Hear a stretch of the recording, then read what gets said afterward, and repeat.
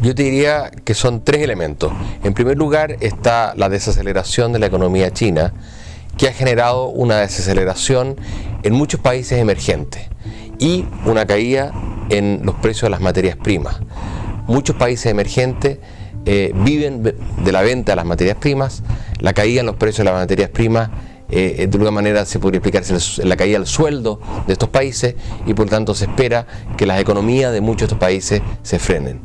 Y hay que considerar que estos países en los últimos años en la economía mundial han sido una parte importante del empuje económico del mundo, porque venían creciendo muy fuerte. En segundo lugar, diría que también se debe al cierto susto que hay de normalización de la política monetaria de Estados Unidos a contar de septiembre. Se pensaba que el Fed iba a tener que empezar a subir la tasa de interés, una tasa de interés relativamente anunciada, pero igual eso podría generar una reevaluación del dólar en el mundo, más de lo que ya ha ocurrido, y eso sería un golpe adicional a las materias primas.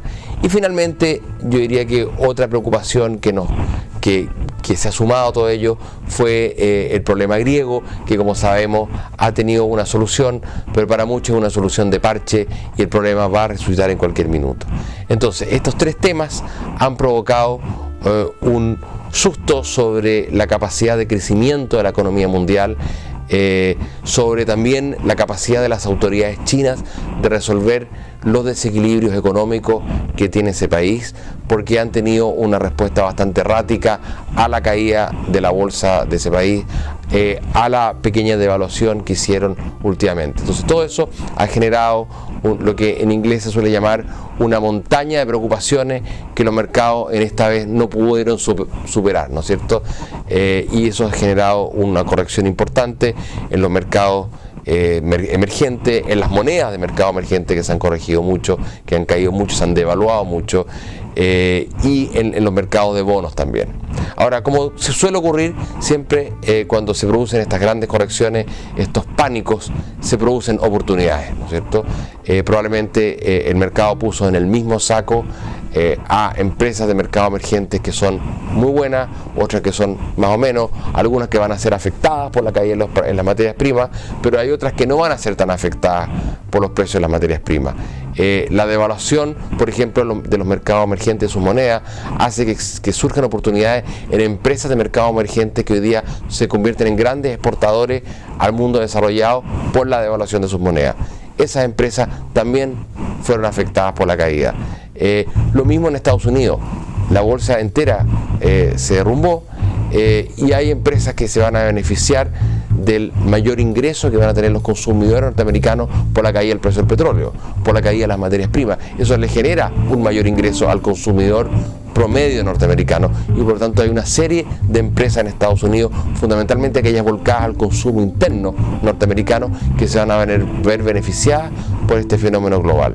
Por lo tanto, es importante ser selectivo, es importante ver cuáles son los sectores que se benefician de la caída de las materias primas, de la caída de la devaluación de las monedas de los mercados emergentes, y tratar de obviamente ver cuáles de esas empresas hoy día han sido castigadas, sobrecastigadas, para tomar posiciones en ellas. Mira, probablemente el país que nosotros más nos gusta en este contexto es México. ¿Por qué México? Porque México tiene una cercanía a la economía norteamericana que ha mostrado gran resistencia, que ha mostrado buenos indicadores en los últimos meses, porque la moneda mexicana se ha devaluado mucho, y eso ayuda mucho al sector industrial mexicano y al sector turismo mexicano. Y por lo tanto nosotros pensamos que la caída del precio del petróleo, que sí afecta a México, es compensada por los otros dos ¿no es cierto?, factores, que es la cercanía a Estados Unidos, la devaluación de su moneda, y por lo tanto México es un país que en general nos gusta.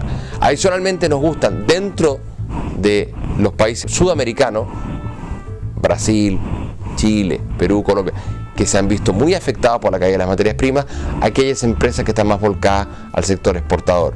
Por ejemplo, las empresas productoras de celulosa en Chile, en Brasil, industriales brasileros más bien enfocados a la exportación, empresas de lo que se llama del sector proteínas de Brasil, que son exportadores de carne.